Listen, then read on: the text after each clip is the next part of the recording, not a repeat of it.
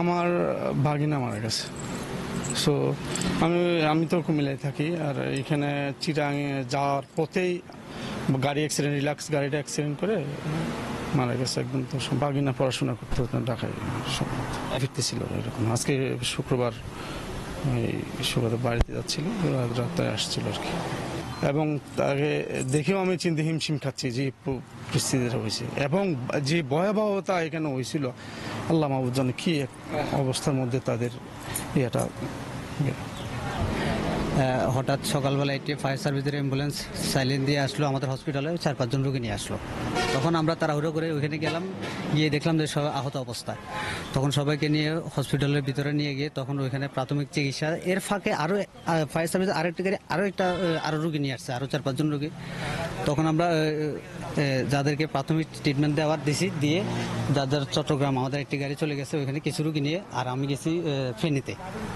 আমরা যেখানে যারা আহত ছিল তাদেরকে আত্মীয়র নিকট আর কি পৌঁছে দেওয়ার চেষ্টা করছি। স্পটে দেখছি আমি 2 জন 2 মাথায়, একজন হচ্ছে এই বাসের এই যে জানালার দরজার নিচে একজন, আর পেছনে একটা নিচে, একদম পুরা অবস্থা খারাপ।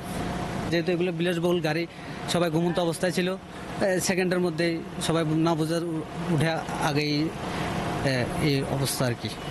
আনুমানিক সকাল 6:38 সময় আমরা মেসেজ পাই যে 14 গ্রামের বসন্তপুর গ্রামে একটা স্লিপার রিল্যাক্স বাস নিয়ন্ত্রণ হারিয়ে খাদে পড়ে যায়।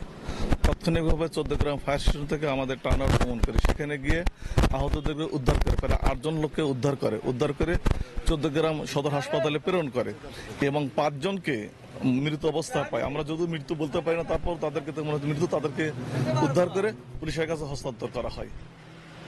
আপাতত আর বাকি যারা অনেকেই ছিল তাদেরকে প্রাথমিক চিকিৎসা দিয়ে আমরা হাসপাতাল অথবা তারা তাদের নিজ কর্মস্থলে চলে যায়। এই ছিল মূল ঘটনা। মানে আমাদের জানার মতো আমরা প্রাথমিকভাবে যেটা ধারণা করতে পারতেছি বা যাত্রীদের কাছে যারা শুনছি তারা বলছে ড্রাইভার নিয়ন্ত্রণ হারিয়ে মানে খাদে পড়ে যায় আর কি। এই কারণে অ্যাক্সিডেন্টটা মূলত হয়েছে।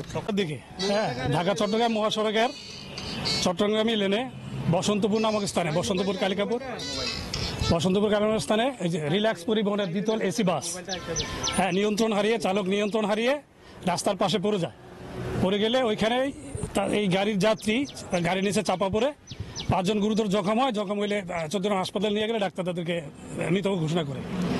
আর 5 জন নিহত হয়েছে, আর 5 জন এভাবে আহত হয়েছে আর কি। তারা ওই প্রাথমিক চিকিৎসা নিয়ে হাসপাতাল থেকে চলে গেছে। চালক চলন্ত অবস্থায় নিয়ন্ত্রণ হারিয়ে নিচে পড়ে গেছে। বাকিটা আমাদের তদন্ত করে দেখতে হবে যে কি বিষয় ঘটছে আর কি কারণে হয়েছে।